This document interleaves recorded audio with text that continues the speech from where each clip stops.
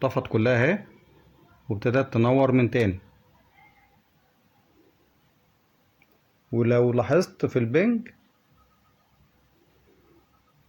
البنج اهوت ابتدى يدي ريكويست.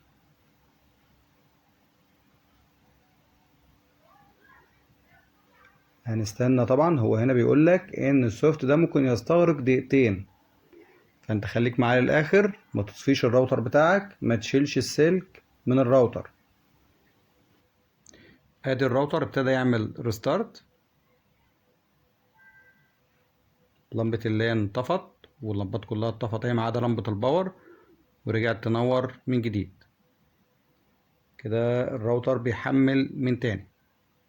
هتسيبه لحد ما يحمل خالص، وهنا طبعا البنج يرجع يشتغل من تاني.